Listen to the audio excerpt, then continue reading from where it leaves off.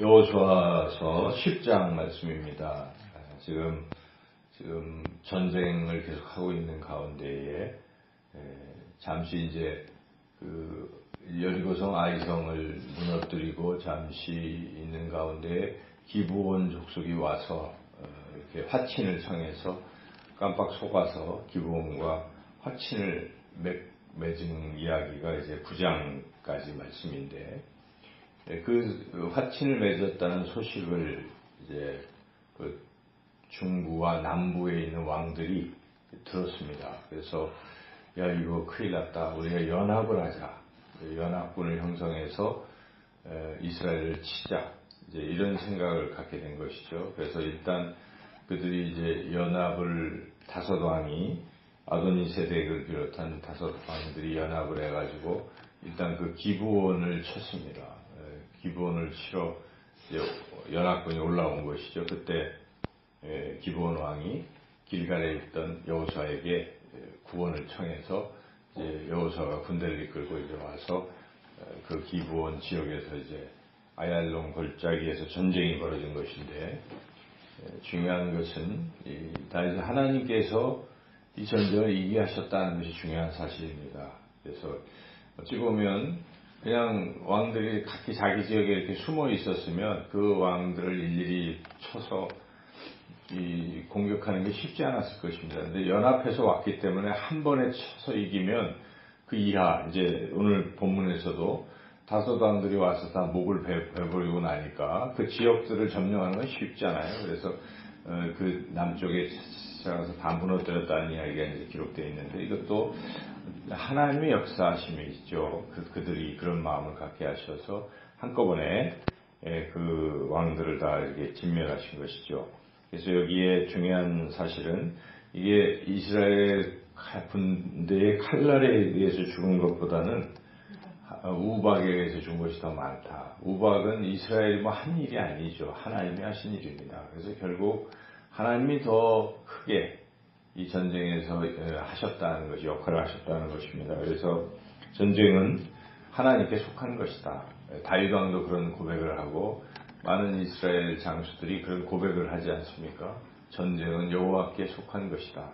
이런 생각을 갖는 것이 참 중요합니다. 우리 인생에서도 어찌 보면 영적 싸움입니다. 사탄 마귀와 영적 싸움입니다.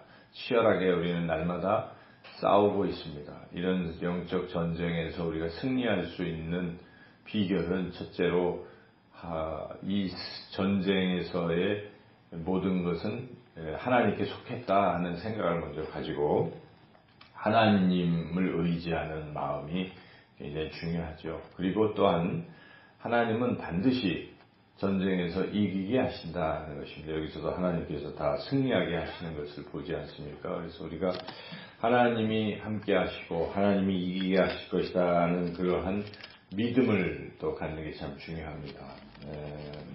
어떤 상황에서도 지금 당장 전세가 불리할지라도 어려울지라도 하나님이 함께 하셔서 이기게 하실 것이다 하는 믿음을 가지고 나아가는 자세.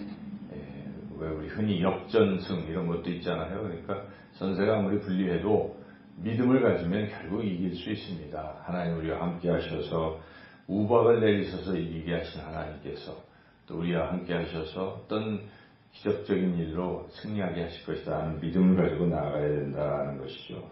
두 번째로 이 전투에서 여호수아가 또 중요한 역할을 했는데, 여호수아는 하나님 앞에 기도했다는 사실입니다.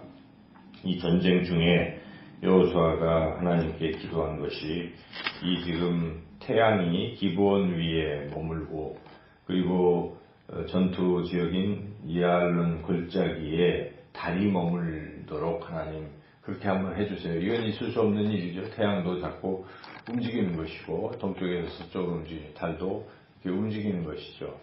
움직이는데 그게 움직이지 않고 그 지역에 그대로 머문다는 것은 기적이죠. 기적. 그런데 그러한 불가능한 기적을 이 여호수아가 하나님 앞에 그렇게 해달라고 기도를 드렸습니다. 근데 하나님께서 그 기도를 들어주신 것이죠. 전에 이런 놀라운 것을 전에 들어준 적이 없었지만 들어준다. 이제 이런 것이죠. 14절 읽어보겠습니다. 여호와께서 사람의 목소리를 들으신 이 같은 날은 전에도 없었고 후에도 없었나니 이는 여호와께서 이스라엘을 위하여 싸우셨음이니라. 그래서 이러한 간절한 여호수아의 기도에 하나님께서 응답해 주셨다 하는 것이죠. 그래서 우리가 어떤 상황에서도 지도자 또 우리는 항상 하나님 앞에 기도하는 사람이 되어야 됩니다. 기도할 때 승리하는 것입니다. 우리는 이미 출애굽기 17장에서 모세가 그 아말렉 그 군대와 싸울 때에도 모세가 손을 들어 기도하니까 이기고 또 힘들어서 손을 내렸더니 지고 그러는 것이죠. 물론 옆에 아론과 훌이 받쳐줘서 같이 중보기도를 함으로써 여호수아가 승리하게 되었지만 우리가 중요한 것은 기도를 멈추면 안 됩니다. 항상 어떤 상황에서도 하나님 앞에 기도하면 하나님은 들으시고 응답하시기 때문에 우리가 이 승리하기 위해서는 하나님이 함께 하셔서 이길 것이라는 확신, 그리고 그 확신을 가지고 하나님 앞에 도움을 청하는 기도, 이 두 가지가 굉장히 중요하다는 것이죠. 이렇게 이런 가운데에 하나님께서 이스라엘과 함께 하셔서 그 남부 지역을 다 점령케 하셨습니다. 다 승리하게 하셨죠. 그런데 여기서 중요한 사건을 하나 발견하게 되는데, 그것은 여호수아가 이 지휘관들과 백성들에게 담대함과 용기를 불어넣어주는 일을 했다 하는 것이죠. 굉장히 중요한 대목입니다. 지도자는 모름지기 이 백성들과 공동체에게 용기를 주는 말을 해야 됩니다. 격려하는 말을 해야지 실망시키고 낙심하는 말을 자꾸 되뇌이면 그건 결격입니다. 그래서 어려워도 할 수 있습니다. 여러분 할 수 있습니다. 하나님 우리와 함께 하셔서 우리는 반드시 승리할 수 있습니다. 이렇게 외치고 나가는 사람이 지도자지. 상황이 너무 어려워요. 우리는 힘들어요. 안 돼요. 우리는 메뚜기 같아요. 그거 하나님 굉장히 싫어하십니다. 우리가 이미 가데스 바네아 전투에서 정탐꾼 12명 중에 10명이 그런 얘기 하다가 죽임을 당하고 백성들도 물고 다 그 세대가 다 가나안 땅에 들어가지 못하게 돼 있잖아요. 그러니까 그런 것은 안 된다는 것입니다. 여호수아와 갈렙처럼 옷을 찢고 하나님 우리와 함께 하시면 우리는 능히 이기랴. 저들은 우리의 밥이라 하는 그런 용기 있는 지도자가 항상 필요합니다. 하나님 그래서 그 용기 있는 여호수아를 모세 다음에 지도자로 세우신 거 아닙니까? 용기 있는 사람을 하나님 세우신다는 것입니다. 용기가 굉장히 중요한 것이죠. 오늘 본문에 여호수아는 이 왕들 5명 사로잡으면 어떻게 합니까? 지휘관들을 부르고 백성들을 불렀습니다. 지휘관들에게 이야기합니다. 그 왕들의 발로 그 왕들의 머리를 밟으라. 그렇게 밟게 시키고 그 다음에 그 왕들을 목을 베고 굴에 던지는 이러한 일을 하지 않습니까?